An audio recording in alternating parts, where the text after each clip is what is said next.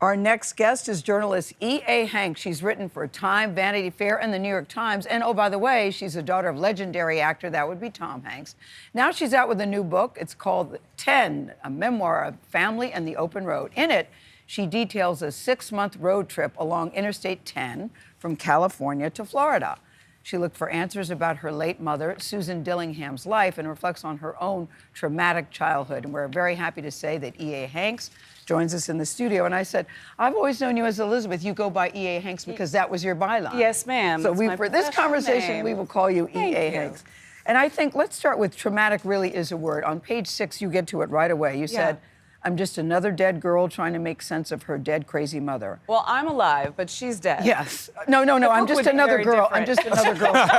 Sorry. It's all right. It's I'm just another girl trying to make sense of her dead, crazy mother. I can't even that part. Writing. Yes. That you wanted to know your own history. Where does it mom end and you begin? Yeah. And what struck me about this was about mental illness. We didn't talk about this back in the day. No, my mom, I had language for addiction because we used to host 12-step programs in our house, and my mom would have her sponsees stay with us. So I had a language even from around 8 years old about addiction, but there was no language for mental health and what was sort of wrong in the house, what was rotten in the kingdom of Denmark, as it were. So a lot of the book is me trying to create that language and share it. Yeah, you said mom's relationship with the reality was fluid. Truth was fed through the meat grinder of mental illness. Just the visual of that, Elizabeth, because there was emotional abuse in your house, and then when it turned physical, then you decided in 7th grade, I gotta go. Yeah, there's a lot of history in the book, but family law in California in the late 80s wasn't quite enough room for it. But at that time, you kind of had to have the receipts of physical abuse to get pulled out of a situation. And once we crossed that Rubicon is when I moved to Los Angeles.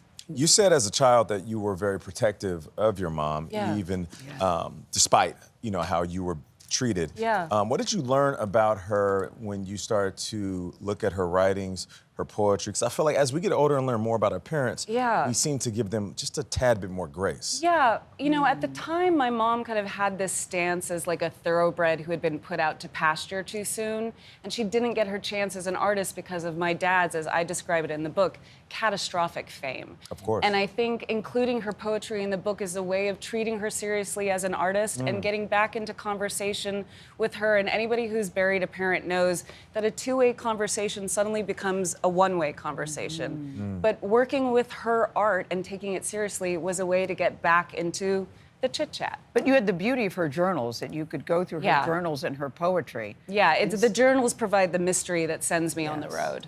I've never heard Tom Hanks described as catastrophically famous, but that is a very beautiful and sort of mind-bending way to think about it. You had your dad and your brother Colin read the book first, which is interesting as an author because you often don't share what you're about to publish with people that are close to you because that might lead them to suggest something that you don't want to have them suggest. What was their reaction? Well, I think there was an acknowledgement of the fact that in order to tell my story, I had to swerve into their lanes occasionally.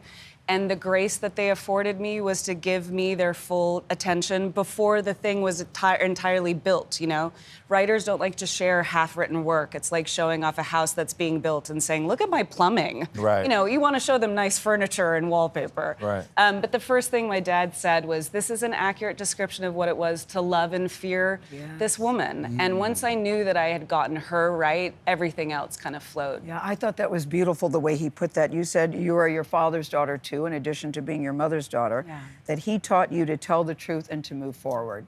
Yeah. And what was the truth that you know as you sit here today? The truth is my mother had good days and bad days. And I was lucky to experience the good days, and I was shaped by the bad days. And all of the sort of care and protection I have for the child that I was doesn't diminish what happened between us, but it means that, as you said, that as I get older, there's more wiggle room and acceptance for her flaws and mine.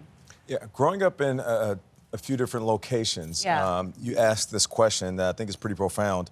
How does where we're from shape who we are or inform us about ourselves? What did you learn about yourself? Well, what I learned was, because I'm used to being in your guys' chair. I'm a reporter. I'm not used to being on this side of the microphone. And what I realized is when you're talking to stone cold strangers, you can't start with, tell me about your mom. But you can start with, tell me where you're from. And if someone wants to talk about their hometown, it's an elevator to their deepest self. And I learned That's a that good way. identity and where that's you're a good from, way. that's the whole story. So I learned that I'm the product of where I'm from. Yeah, and you were doing okay. Okay, E.A. Hanks, we all right, thank I'll you. take Thank it. you. The 10 is on sale now wherever you like to buy your book.